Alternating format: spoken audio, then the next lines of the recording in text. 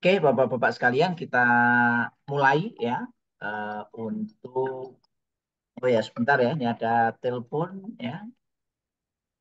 Baik, Bapak Ali.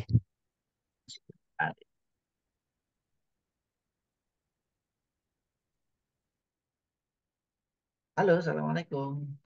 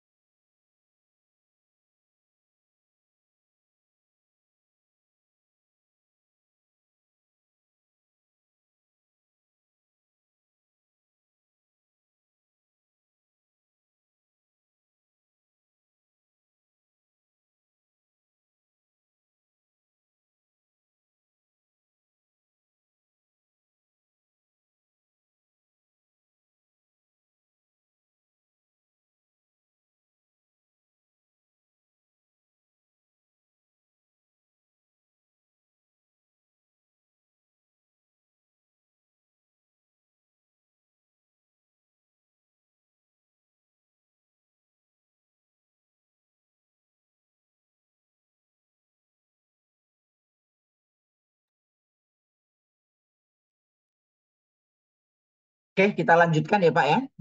Terkait dengan materi kita hari ini yaitu terkait dengan proteksi generator ya.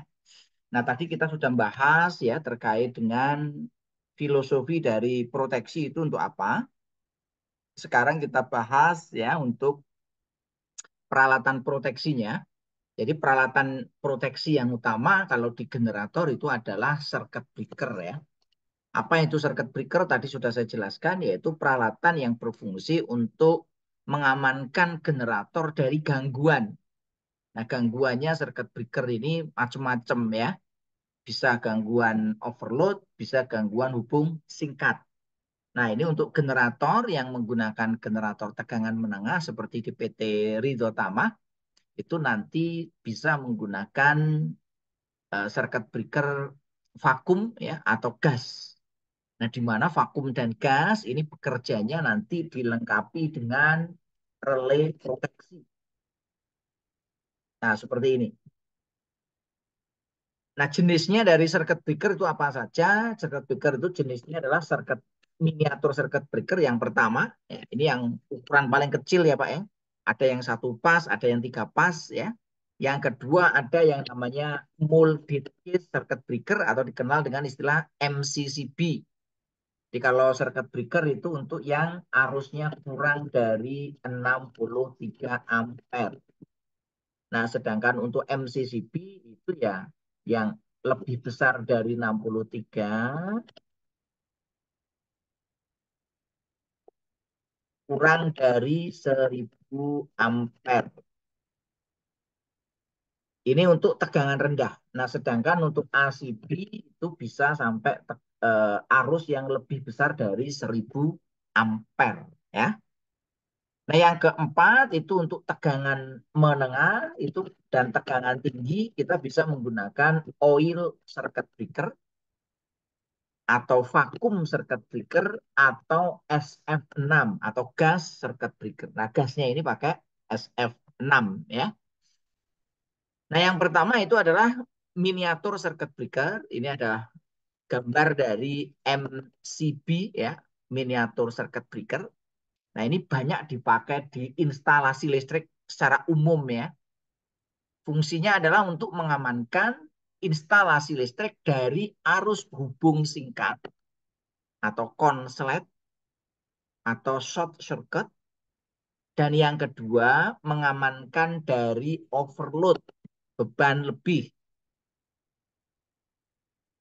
Nah, bekerjanya ini berdasarkan kendali panas, karena di sini untuk MCB itu terbuat dari elemen dui logam, di mana nanti apabila elemen dui logam itu dialiri arus listrik, maka dia akan panas. Nah, apabila melebihi batas, panas yang ditimbulkan itu akan menyebabkan kendali elektromagnetik ya untuk memutuskan rangkaian ya jika arus listrik yang mengalir melampaui arus nominal yang ditentukan. Jadi kalau nanti pakai bimetal, dua metal yang digabung jadi satu, apabila dia panas, maka dia akan melengkung pada salah satu sisi. Nah, melengkungnya bimetal ini yang nanti digunakan untuk menggerakkan kontak. Mekanisme yang kedua adalah kendali dengan menggunakan elektromagnetik. Nah, MCCB banyak digunakan untuk proteksi instalasi listrik tegangan rendah. Contohnya instalasi listrik rumah, ya, kantor, instalasi listrik penerangan, instalasi listrik motor listrik yang menggunakan arus kurang dari 63 ampere. Kalau yang di atas itu kebanyakan menggunakan MCCB. Nah, karakteristik dari MCB itu ada beberapa ya. Di sini ada tipe-tipe dari MCCB ya, yaitu dipengaruhi oleh arus dan waktu ya. Jadi apabila nanti arus listrik yang mengalir kepada MCCB ini ya melebihi dari arus settingnya, maka dia akan trip mengikuti kurva arus dan waktu. Nah, ini kalau kita bisa lihat dari sini ya, ini adalah satuannya adalah milidetik ya. Maka di sini apabila sebuah circuit breaker dialiri arus listrik, maka dia akan trip setelah waktu ini ya. Nah, masing-masing punya perbedaan. Misalkan untuk tipe Z, tipe K, tipe Q, tipe L maupun tipe H.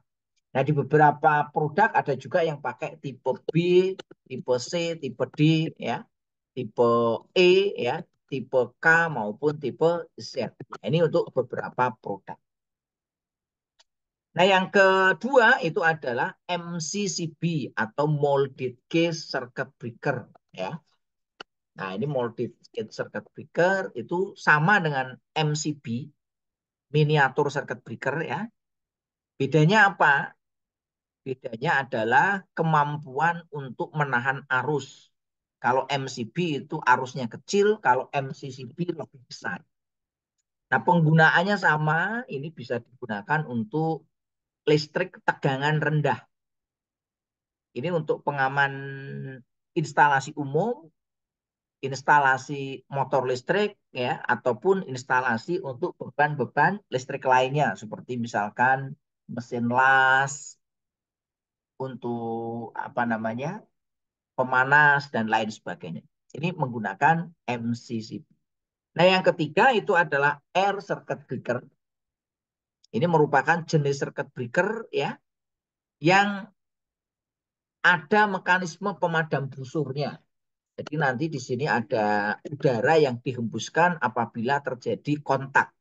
Karena ini arusnya lebih dari 1000 ampere, maka apabila terjadi kontak akan terjadi percikan api atau arcing. Nah, arcing ini berbahaya. Oleh karena itu, karena arusnya tinggi, maka arcingnya harus dipadamkan. Nah, madamkannya pakai apa? Pakai udara yang ditekan di situ. Nah, ACB bisa digunakan untuk tegangan rendah maupun tegangan menengah.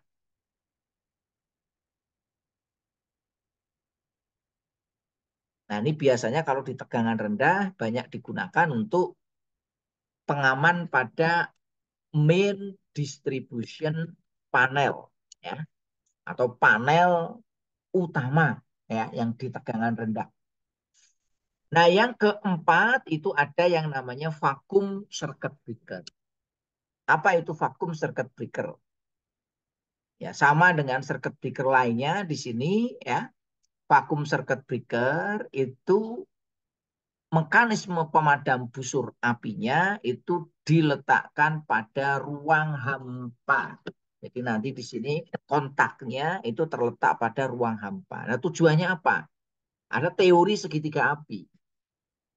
Ini api itu akan menyala jika ada tiga unsur. Yang pertama, bahan yang mudah terbakar. Yang kedua, ada oksigen. Yang ketiga, ada pemicu panas. Nah, di sini konsep dari vakum adalah menghilangkan salah satu aspek dari teori segitiga api, yaitu udara. Nah, karena kontaknya diletakkan di dalam ruangan yang kedap udara, maka kontak yang terjadi itu tidak akan mengeluarkan percikan api. Jadi di sini caranya adalah dengan mengisolasi ya ruangan kontak daripada VCP dengan menggunakan ruang yang kedap udara. Nah, yang kelima itu adalah gas circuit breaker atau GCB. Nah, gasnya menggunakan gas SF6, sulfur hexafluoride ya. Itu nama ilmiahnya. Nah, SF6CB atau gas CB ini adalah peralatan pemutus rangkaian listrik yang menggunakan gas SF6 sebagai pemadam busur. Nah, gas SF6 itu merupakan gas berat yang mempunyai sifat dielektrik dan sifat memadamkan busur api yang baik sekali. Jadi ini kalau ada api disemprot pakai gas SF6, maka dia akan padam. Nah, mekanisme pemadaman busurnya ya nanti gas SF6 ini ditiupkan sepanjang busur api melalui nozzle. Jadi nanti di dalamnya ada nozzle yang digunakan untuk menyemprotkan gas SF6. Sehingga nanti pas waktu switching, karena ada gas SF6, apinya padam. Ya. Itu adalah untuk jenis-jenis circuit breaker. Nah, peralatan proteksi yang kedua itu adalah fuse atau sekring.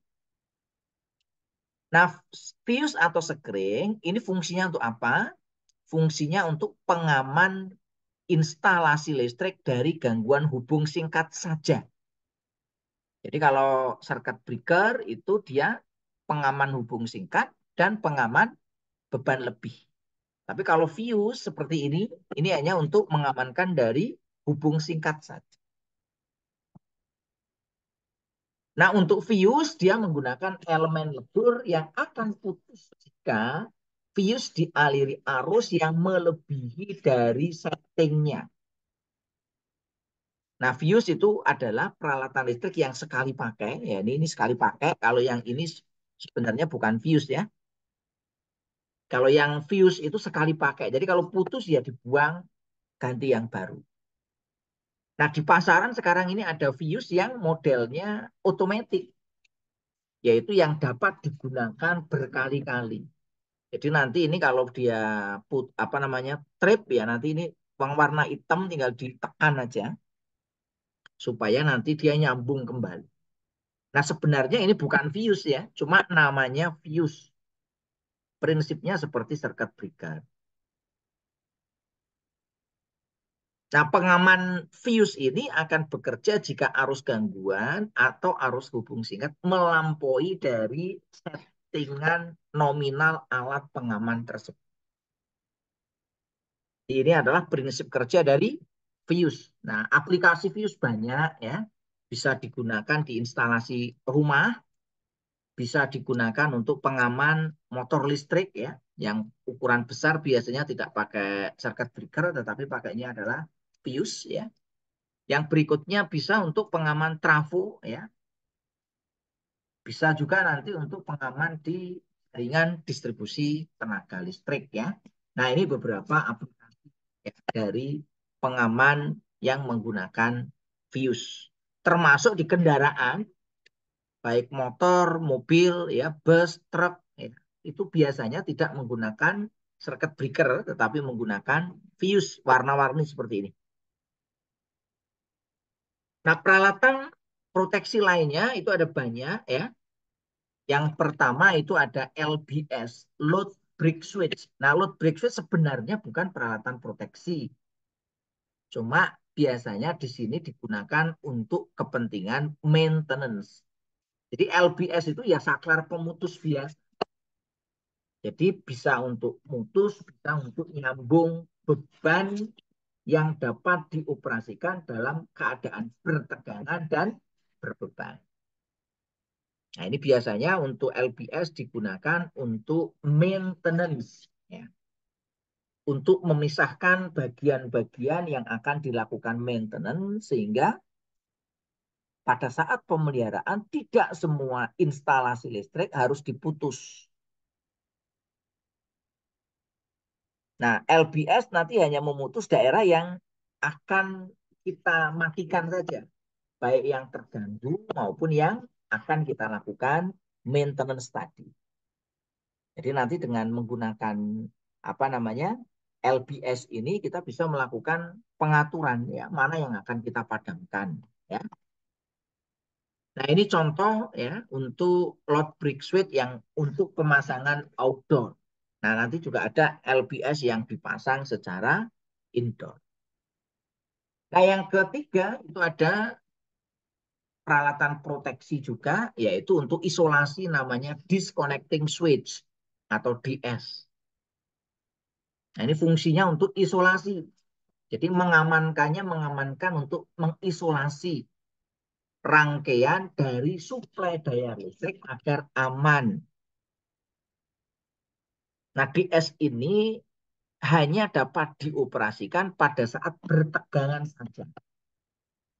DS tidak boleh dioperasikan pada kondisi berbeban. Jadi kalau instalasi listrik masih terhubung dengan beban, kita tidak boleh mengoperasikan disconnecting switch ini.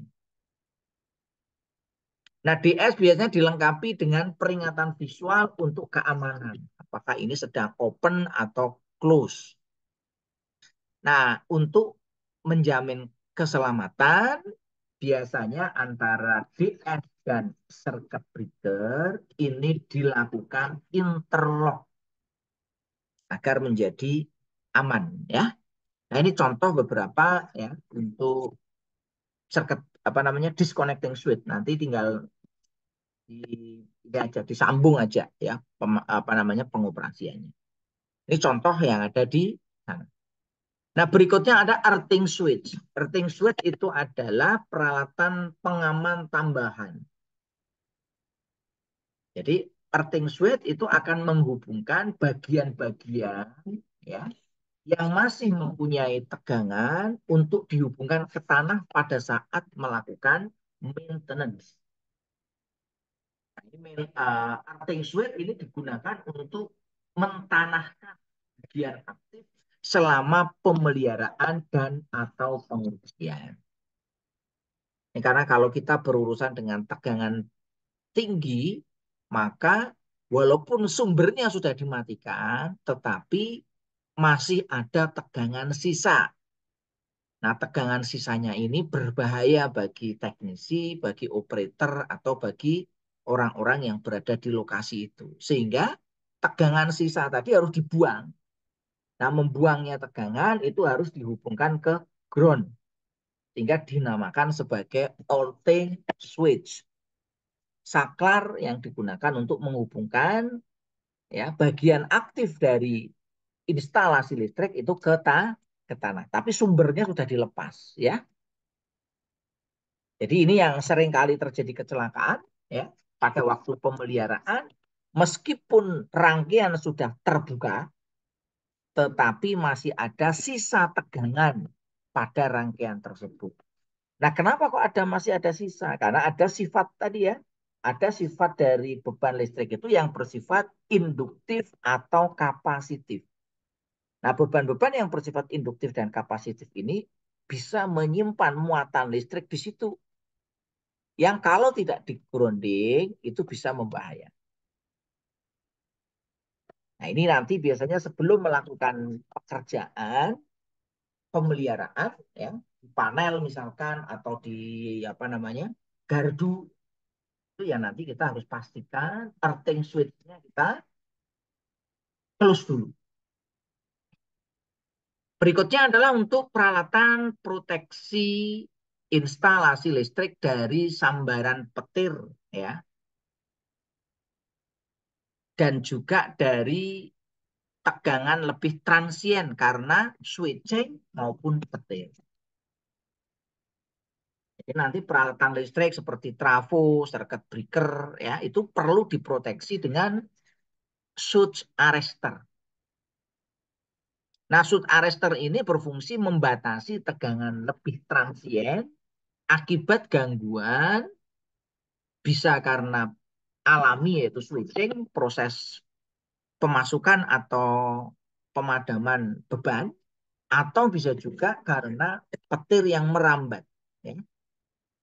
Nah, arester bersifat sebagai bypass di sekitar isolasi yang membentuk jalan arus surja ke tanah. Jadi nanti kalau ada arus surja, baik petir maupun apa namanya eh, switching harus dibuang ke tanah menggunakan apa? Surge arrester. Nah, pada kondisi normal, arrester itu berfungsi sebagai isolator. Pada saat gangguan, arrester berubah fungsi sebagai konduktor tahanan tanah. Nah, sehingga tegangan lebih tadi akan dialirkan ke tanah, sehingga tidak membahayakan bagi peralatan. Nah, ini prinsip kerja dari shoot arrester. Jadi, di sini dia terbuat dari material yang dalam kondisi normal fungsinya sebagai isolator. Kalau ada tegangan lebih, dia berubah menjadi sampai di sini bisa dipahami semuanya?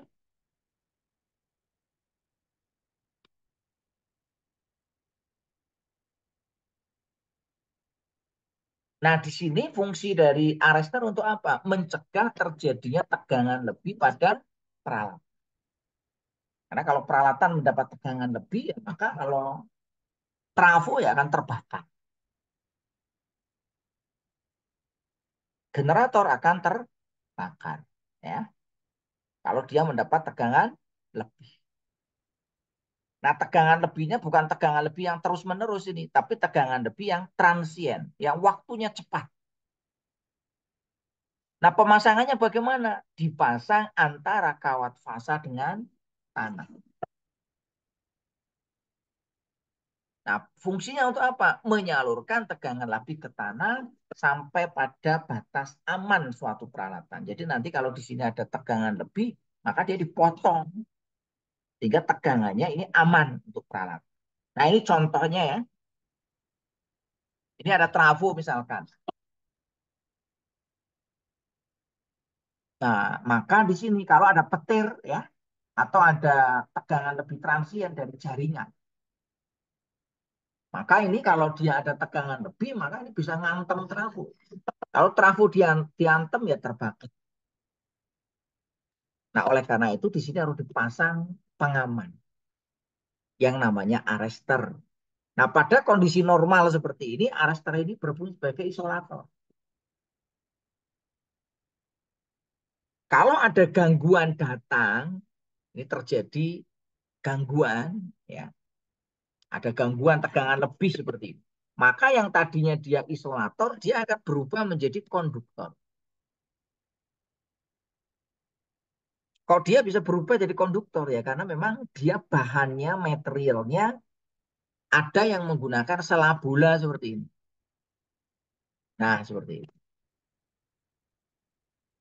Kalau nanti ada tegangan lebih, yang tadinya dia itu sebagai isolator, dia akan lompat ke sini. Sehingga nanti tegangan lebihnya akan dibuang ke tanah. Ya nanti kalau di sini ada, ini ya, ini berubah jadi konduktor, maka tegangan lebih tadi dibuang ke tanah, yang masuk ke peralatan, ini tegangan yang masih aman, masih bisa ditahan oleh peralatan. Nah, sehingga alirannya begini ya, ini tegangan lebihnya dibuang, maka di sini tidak ada pemadaman. Tidak ada pemadaman, ya, tidak ada kerusakan alat. Nah, kalau nanti gangguannya hilang, ya dia nanti kembali seperti semula. Yang tadinya konduktor berubah menjadi isolator. Sampai di sini bisa dipahami semuanya? Pak Ahmad gimana?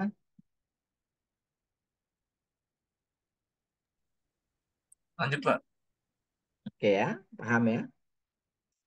Nah, ini yang terkait dengan touch arrester ya. Atau orang lapangan nyebutnya ya arrester aja. atau orang lapangan nyebutnya LE, Lightning Arrestor. Ya. Nah, ini ilustrasi instalasi listrik ya di jaringan yang tidak diproteksi oleh arrestor, maka kalau ada tegangan kejut ya maka dia akan putus. Nah, ini bisa rusak, putus ya. Ya terjadi pemadaman. Nah, ini kalau di trafo dia lewat trafo ya trafonya akan terbang.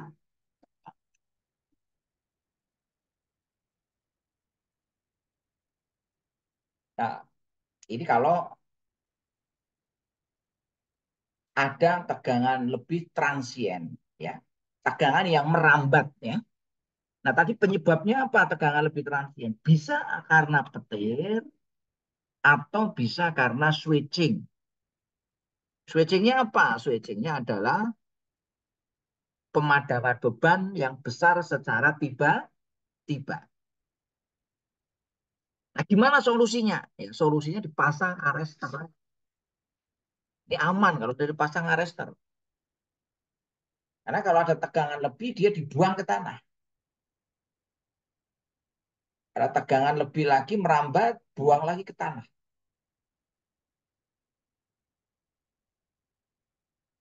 Merambat lagi di trafo di situ, ya dibuang ke tanah. Maka trafo aman, ya.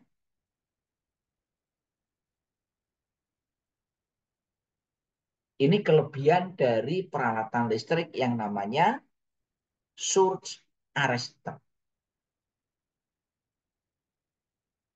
Nah, secara teknologi arrestor itu ada dua macam ya yang bisa digunakan. Ada yang menggunakan arrestor berupa gap ya, tadi ya pakai celah udara. Macamnya nanti ada banyak, ada ekspulsi, ada rod gap, ada valve, ada resistor. Nah, ada juga yang menggunakan gap plus tanpa gap, yaitu menggunakan komponen-komponen semikonduktor. Nah, komponen semikonduktor itu yang banyak dipakai misalkan adalah apa? Lead oxide, zinc oxide, silikon karbid, multiple gaps dengan resistor ya dan lain sebagainya. Nah, ini adalah teknologi yang banyak digunakan untuk peralatan proteksi surge arrestor. Bisa difahami semuanya?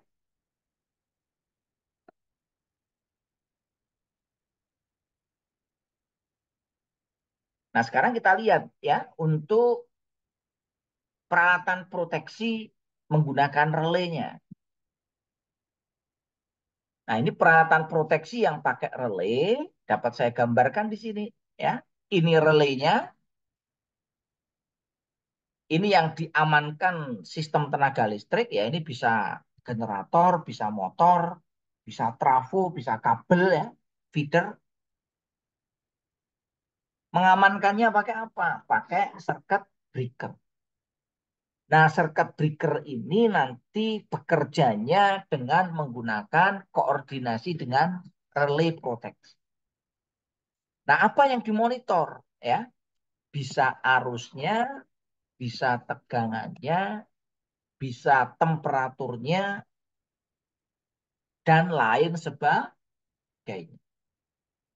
Nah, intinya relay itu adalah sebagai sensor ya. Relay itu akan mendeteksi arus, mendeteksi tegangan, mendeteksi temperatur, mendeteksi macam-macam ya. Dibandingkan nanti dengan set point, karena relay nanti punya set point atau settingnya. Arusnya itu disetting berapa ampere, waktunya berapa milisecond. Apabila relay sudah menemukan bahwa arus yang mengalir pada rangkaian ini melebihi dari settingnya, tinggal nanti waktunya saja. Waktunya udah masuk atau belum. Kalau udah masuk, nanti dia akan memerintahkan circuit breaker ini untuk trip. Jadi nanti peralatan proteksi utama yang mentripkan tetap circuit breakernya. Relay nanti hanya untuk memberi sinyal saja. Oh, ini sudah harus diputus.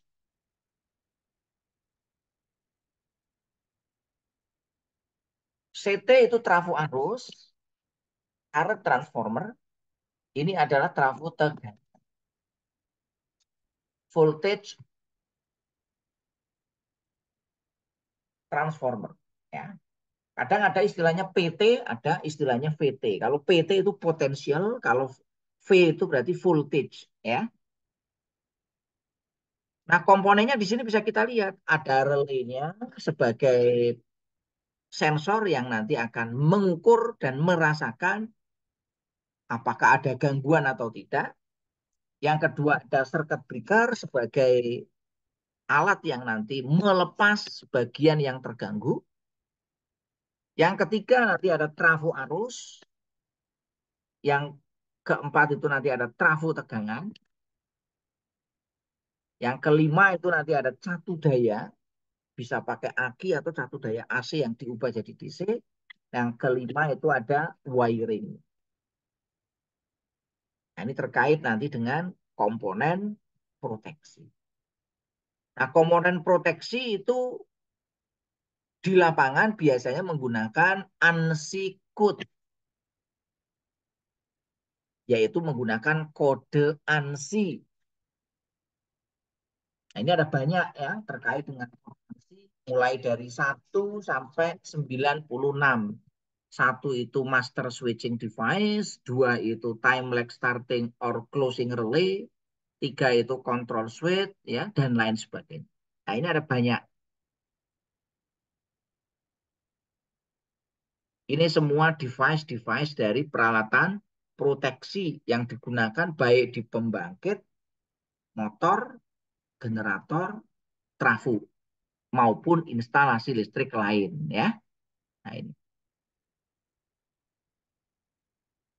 ini total ada 96. Ya. Nah, ini kalau di trafo nanti ada relay buhul itu di trafo ya.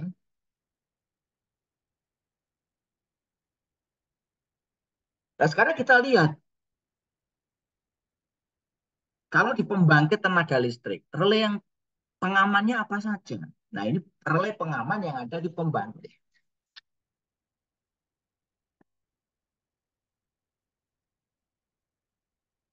Nah, relay yang ada di pembangkit apa aja? Ya, ini yang umum digunakan di pembangkit. Yang pertama relay power reverse yang kemarin ditanyakan, ya, yaitu device 32. Ada relay 40 yaitu adalah loss of excitation. Ada relay 46 negative sequence delay, ya. Ada 51 yaitu adalah overcurrent. 51G itu adalah ground fault. 59 itu over voltage. 60 itu voltage balance. 87 itu diferensial. 87 GG itu adalah ground fault ya. 86 itu lockout ya. 97 over excitation. 78 loss of step relay ya. 64 itu generator stator earthing fault relay ya. 21G itu adalah impedansi dan yang 64S adalah stator earthing fault relay. Ini yang biasa dipakai untuk apa? Pembangkit tenaga listrik. Nah, kalau kita lihat ini adalah untuk gambar single line diagram proteksi relay pada pembangkit tenaga listrik. Nah, di sini tidak pakai nama-nama device tadi ya. Dia pakainya ANSI code. Ini 87, 51G, 51 ya. Ini pakainya ANSI code. Nah, maka di sini operator teknisi ya ini mestinya juga harus paham terkait dengan istilah ANSI code ya, Pak ya. Ini di sebelah ini juga ada nih kan. 51N, 51G, 87, 20, 40, 32 dan seterusnya. Nah, ini contoh lain ya. Ini adalah untuk generator ya. Aplikasi dari generator untuk yang tegangan kurang dari 5 kV ya sampai dengan yang lebih dari 5 kV. Ini sampai 1000 kV ya. Nah, sekarang kita lihat untuk proteksi tegangan yang ada di relay tadi ya. Yang pertama kita bahas untuk relay proteksi tegangan kurang. Nah, ini adalah untuk single line diagram. Nah, tegangan kurang itu penyebabnya apa? Kenapa sampai tegangannya drop ya, turun? Nah, generator yang menghasilkan tegangan kurang penyebabnya macam-macam. Yang pertama bisa karena beban lebih. Jadi kalau ada beban yang melebihi dari kapasitas generatornya, itu bisa muncul apa? Drop tegangan. Nah, kalau muncul drop tegangan ini tidak boleh lama-lama. Lama-lama dia nanti akan merusak belitan motor. Yang kedua, penyebabnya apa? Bisa juga AVR-nya mengalami kerusakan. Jadi harusnya kalau ada drop tegangan, AVR itu akan menaikkan. Tapi kalau AVR-nya rusak, ya nggak bisa. Ya. Atau juga bisa ada gangguan hubung singkat yang terjadi di sistem. Sehingga nanti tegangannya akan kurang. Nah, pemasangannya di mana ya? Di sini. Karena tegangan kurang, maka yang disensor itu adalah tegangan. Karena yang disensor tegangan nanti butuh PT, potential transformer, ya. Dia nanti akan mendeteksi kalau tegangannya kurang dari settingnya, maka dia akan memerintahkan circuit breaker untuk trip.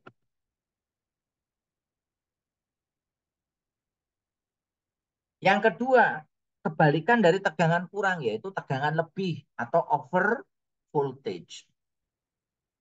Penyebabnya apa tegangan lebih? Biasanya tegangan lebih karena adanya apa? Lepasnya beban yang besar. Kalau beban besar lepas, ya maka akan terjadi kenaikan tegangan. Nah, akibatnya apa? Kalau tegangannya lebih, maka generator akan bersifat kapasitif.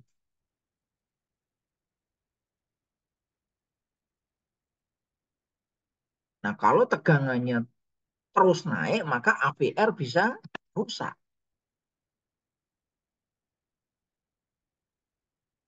Ini juga bisa mengakibatkan frekuensi akan naik lebih dari 50 Hz. Makanya harus diperhatikan, harus dilakukan proteksi di sini. Sama dengan UVF ya, yang dideteksi adalah tegangan. Karena tegangannya besar nanti pakai PT ya. Setelah nanti dicek dibandingkan dengan set point, kalau terjadi kelebihan ya nanti dia memerintahkan circuit breaker untuk trip ya. Yang ketiga yaitu adalah device 32 atau power reverse. Nah, ini kemarin sudah tak bahas ya. Apa penyebab dari power reverse? Ini penyebabnya.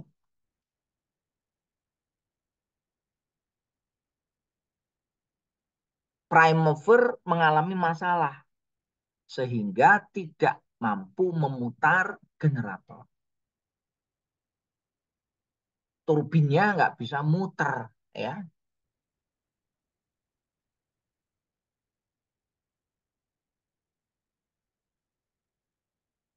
Nah, karena nggak bisa muter karena bagian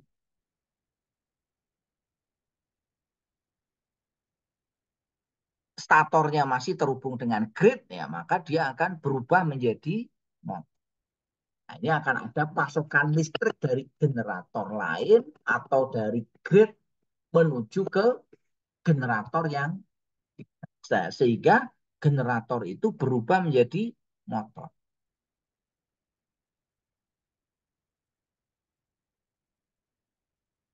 Nah, kalau di PLTD ini bahaya, bisa terjadi kebakaran. Kalau di PLTG bisa merusakkan gearbox ya, navigasi kalau di PLT. Nah, relay 32 ini dikenal dengan istilah relay daya balik atau anti motoring relay, yaitu mengamankan generator dan sekaligus mengamankan penggerak mula atau turbinnya. Nah, ini proses motoring ini bisa terjadi karena apa? Bisa terjadi karena kegagalan governor dalam mengubah kecepatan putar dari turbin. Atau bisa juga karena keterlambatan operator untuk menaikkan beban saat awal generator diparah. Akibatnya apa? Aliran daya nyata dari sistem yang menuju balik ke generator.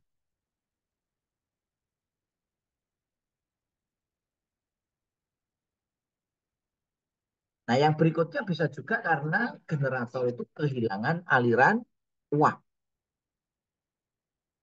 Jadi macam-macam ya untuk penyebab terjadinya motoring. Tidak hanya di turbin ya. Bisa karena turbinnya tidak mampu, bisa karena memang bahan bakarnya nggak mensuplai.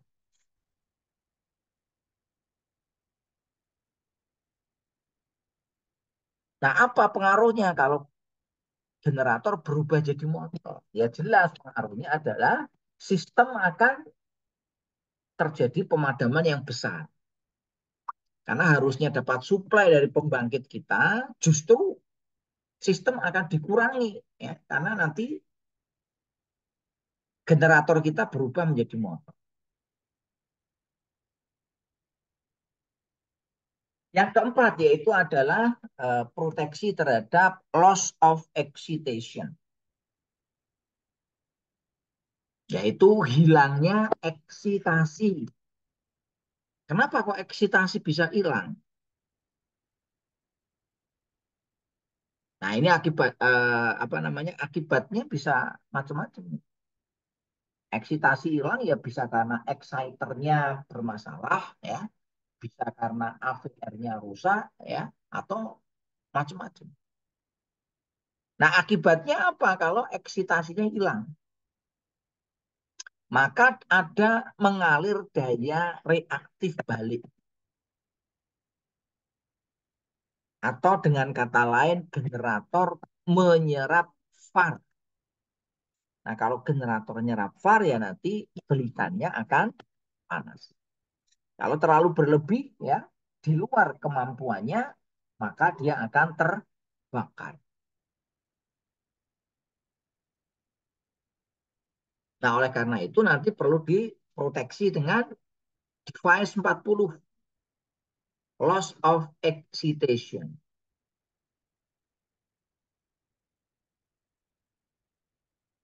Jadi generator yang sedang berbeban tiba-tiba kehilangan medan penguat, maka kopling magnet antara rotor dan stator itu akan menjadi lemah. Nah, akibatnya apa? Putaran motor mendahului medan magnet, sehingga sistem menjadi kehilangan sinkronisasi. Nah, jika kondisi ini dibiarkan, maka akan membahayakan operasi generator. Karena apa? Generator bekerja sebagai motor induksi.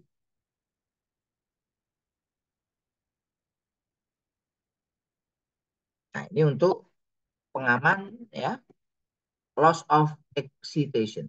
Nah, yang keenam yaitu adalah proteksi temperatur generator. Ini penting ya. Nah, untuk temperatur biasanya diukur menggunakan RTD. Apa itu RTD? Resistan temperatur detektor. Device-nya namanya device 26. Nah, penyebabnya apa kok temperatur itu naik ya? Yang pertama karena beban lebih. Itu nanti temperatur akan naik ya. Yang kedua bisa terjadi karena pendingin rusak atau tidak berfungsi dengan baik. Nah, kalau terjadi masalah panas, ya terpaksa nanti harus diturunkan bebannya. Karena kalau belitan generator itu panas, bisa merusak konduktor stator dan isolasi antara belitan dengan inti. Maka harus diamankan di situ. Oke, bisa dipahami semuanya? Ada yang mau ditanyakan? Sudah jelas?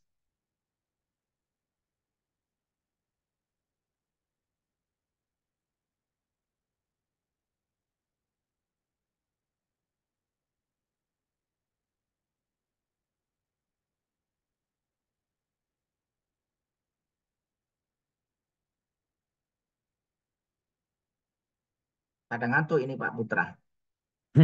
Sepertinya begitu, Bapak. Siang-siang agak susah memang. Kalau meeting itu udah siang. Idealnya jam 9 sampai jam 3. Biasanya 9 sampai jam 3. Ini jam 8 sampai jam 4. Capek. Ya. Oke, nanti tak bilang sama bosnya nanti.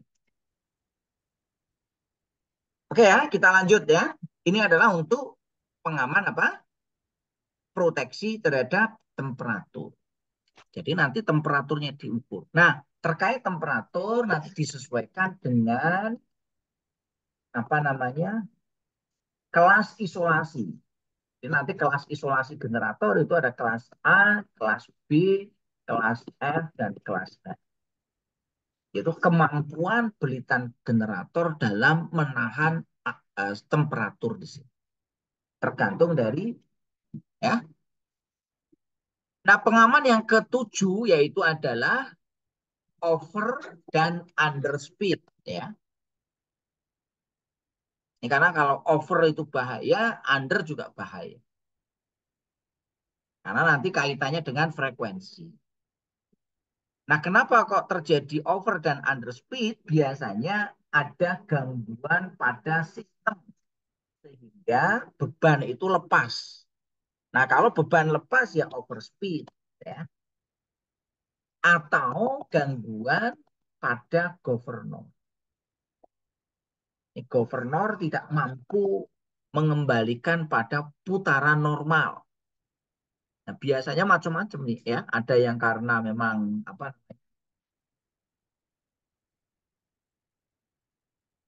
governornya udah nggak mau kembali ya, disuruh kembali tapi udah nggak mau kembali. Udah apa istilahnya itu udah macet itu ya. Mekaniknya udah macet. Nah, kalau terjadi overspeed maka bisa terjadi vibrasi. Nah, ini juga kalau terjadi vibrasi bisa merusak bearing dan shaft. Selain nanti untuk indikator elektriknya frekuensi nanti naik.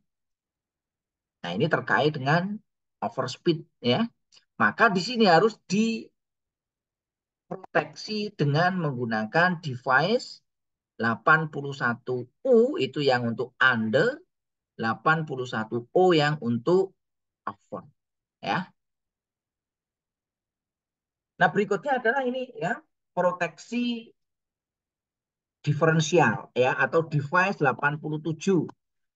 87 itu adalah diferensial.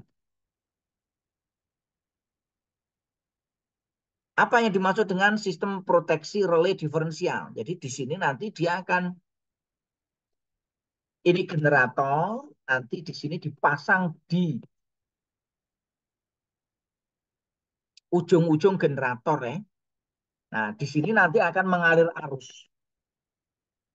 Kalau tidak ada gangguan, maka di situ tidak akan mengalir arus. Nah, ini nanti digunakan untuk memproteksi gangguan pada belitan generator. Nah, penyebabnya apa? Ya, penyebabnya nanti bisa karena kerusakan isolasi pada belitan. Bisa karena aus, ya, bisa karena memang apa namanya terkena gesekan atau karena faktor-faktor lain ya.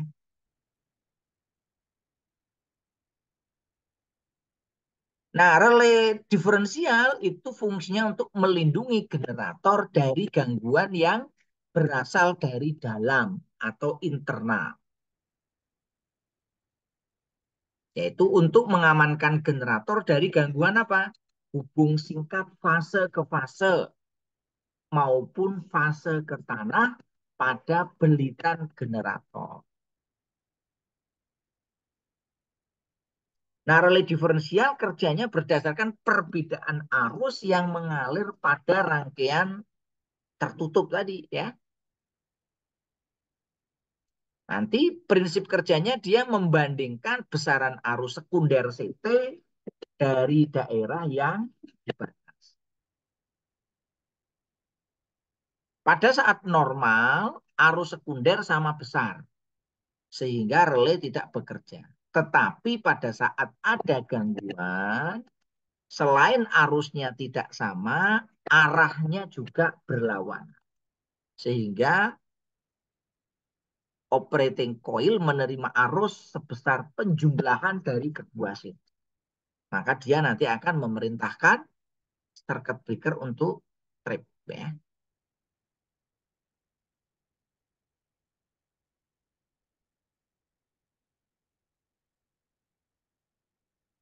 Oke, ini untuk device. Oh, tadi sudah ya, temperatur ya. Oke.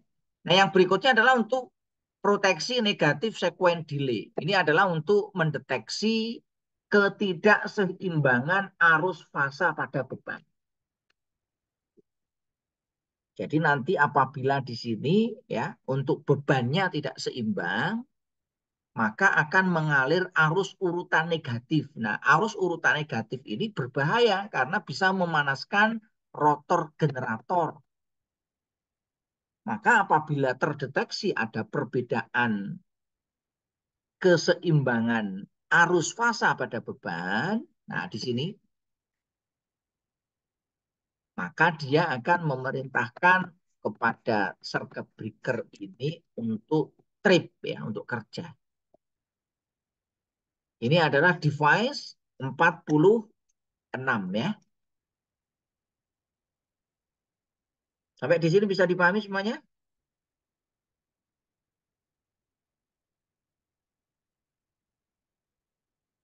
Nah, ini penjelasannya ya untuk device 46 ya. Jadi tadi sudah saya jelaskan ya. Pengaman fase negatif pada generator dari arus tinggi untuk melindungi generator dari gangguan yang sifatnya eksternal. Kalau ini eksternal ya Pak ya, karena ini beban ini.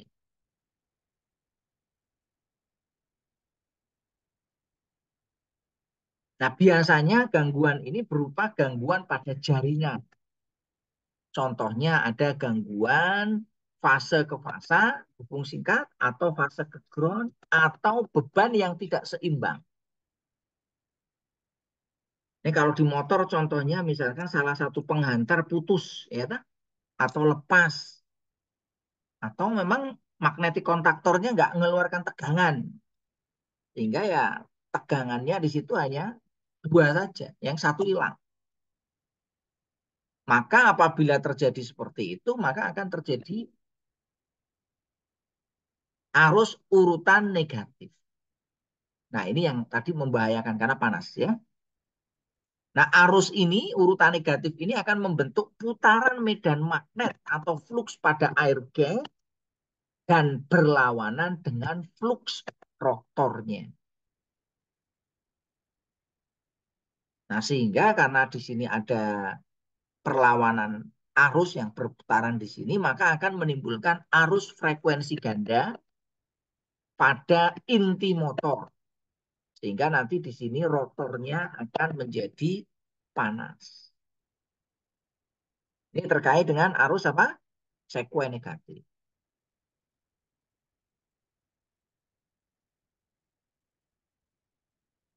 Nah, pemanasan di rotor ini sebanding dengan nilai resistansi rotor pada dua sistem frekuensi tadi, ya. Ini nanti ya 2 kali dari frekuensinya. Bila terjadi gangguan seperti di atas, maka relay urutan fase negatif itu akan energize. Kemudian memerintahkan circuit breaker untuk melepaskan beban sebelum generator mencapai panas yang berlebih. Nah, ini contoh nih ya, untuk nameplate dari relay sequence delay.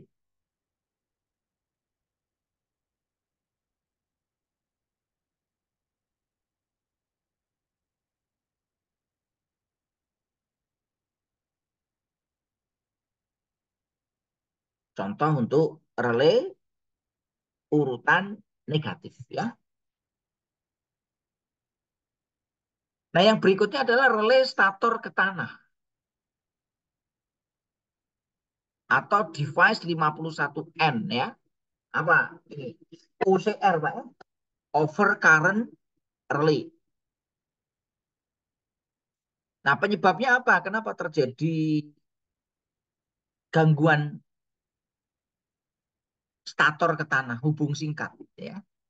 Ya biasanya karena ada kebocoran isolasi pada sisi stator.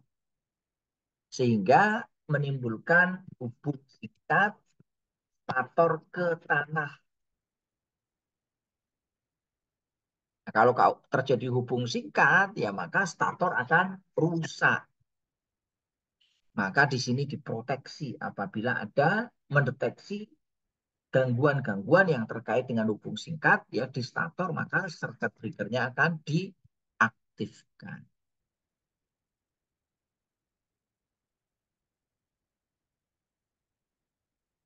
Sehingga nanti tidak membahayakan ya. Nah, berikutnya overcurrent relay. Ini kalau overcurrent ya untuk mengamankan generator dari beban lebih atau hubung singkat.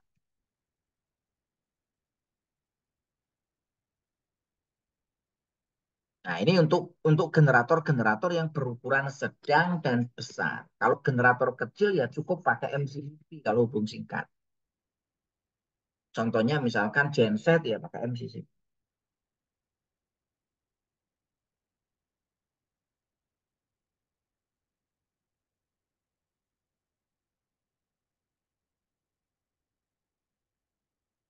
Jadi nanti kalau generatornya kecil ya pakainya MCCP atau MCB. Tapi kalau yang generatornya besar ya pakainya adalah OCR yang dikombinasikan dengan circuit breaker. Nah, OCR ini nanti mendapatkan sensor dari apa? CT ya, current transformer ya.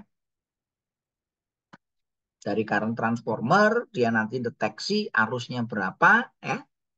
Setelah itu nanti dia bandingkan dengan settingnya. Apabila melebihi dia nanti akan memerintahkan circuit breaker untuk trip.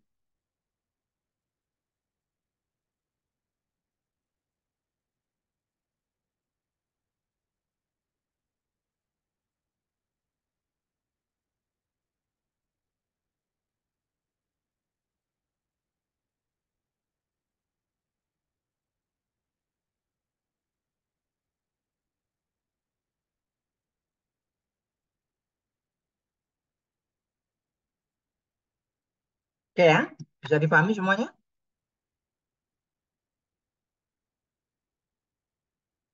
Mas Alif gimana? Sementara masih aman sih, Pak. Lumayan paham. Aman ya? Oke ya. Oke ya, itu terkait dengan relay tadi ya, relay pengaman untuk generator ya. Nah, untuk relay arus lebih ya ini ada prinsip bekerjanya adalah dengan mendeteksi arus yang melampaui dari nilai settingnya.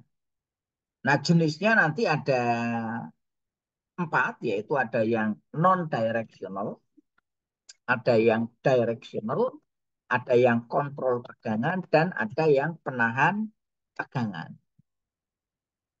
Nah, fungsi utama dari pengaman OCR ini adalah sebagai pengaman utama atau sebagai pengaman cadangan. Nah, apa yang diamankan yaitu adalah gangguan hubung singkat, baik fase ke fase maupun fase ke tanah.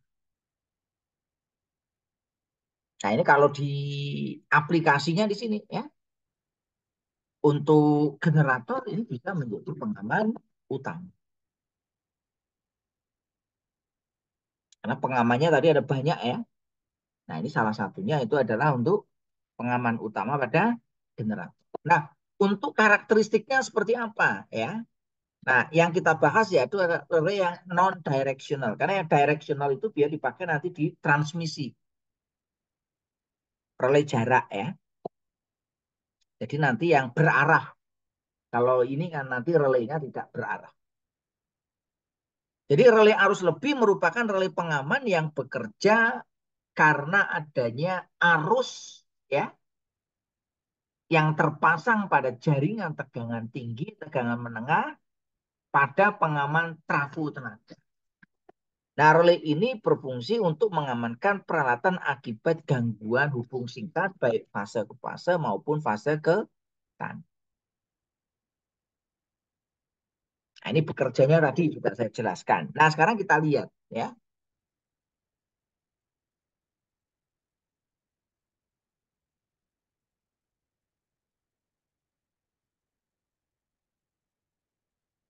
Nah, relay yang digunakan untuk peralatan listrik yaitu adalah relay yang tidak berarah. Sedangkan yang digunakan di transmisi dan distribusi itu adalah relay yang berarah, directional ya. Nah, ini kalau di beberapa aplikasinya tadi ya, kalau untuk pengaman utama penyulang ya pada GTM ini pakainya ini juga. Pengaman cadangan pada trafo, generator, transmisi ya.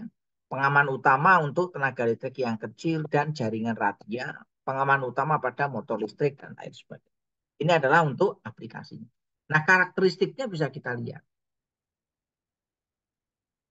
Ada yang non-directional, ada yang directional. Nah, yang namanya peralatan proteksi karakteristiknya ya arus waktu, Pak ya. Jadi nanti berdasarkan karakteristik arus waktunya, ada yang bekerjanya itu momen atau instan tanpa tunda waktu, dan ada yang bekerjanya itu dengan menggunakan tunda waktu. Nah, relay OCR yang menggunakan prinsip kerja tunda waktu, ada yang tunda waktunya itu definite atau tertentu, sudah ditentukan, ada yang tunda waktunya itu inverse. Inverse itu artinya kebalikan antara arus dan waktu. Maksudnya gimana?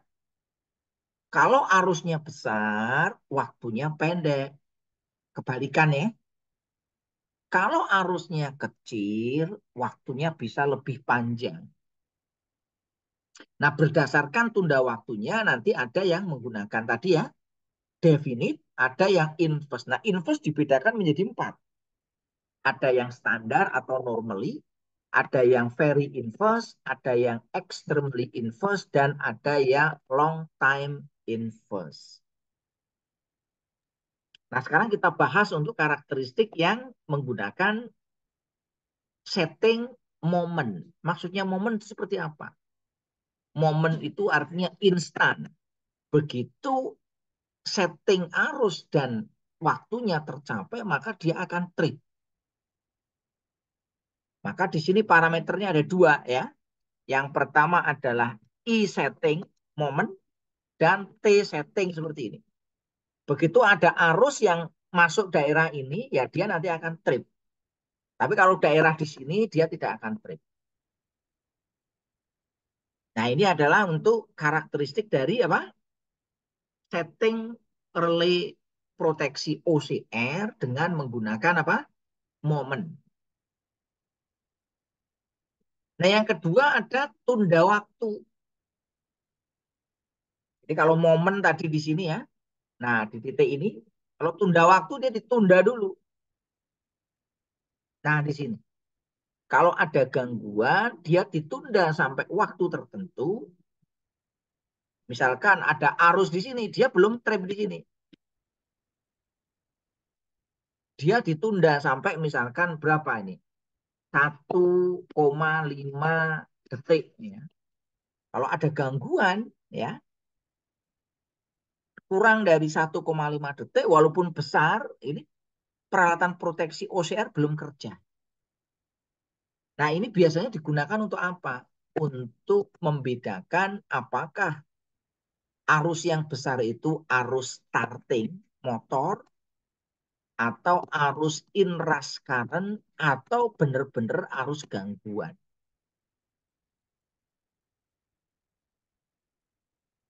Karena memang ada arus yang melebihi dari nilai nominalnya tapi bukan gangguan.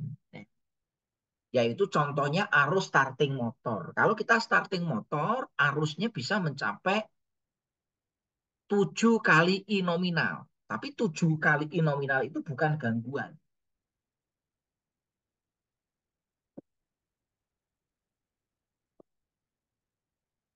Demikian juga pada saat kita starting trafo. Starting trafo itu arusnya bisa besar ya. Tetapi itu bukan gangguan.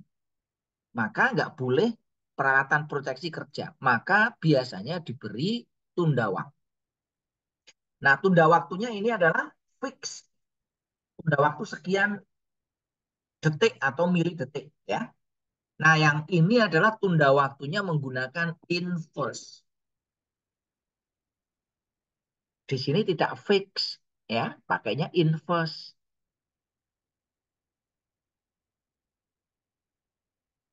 Jadi kalau nanti ada arus, nilainya arus sekian, dalam waktu sekian dia belum trip.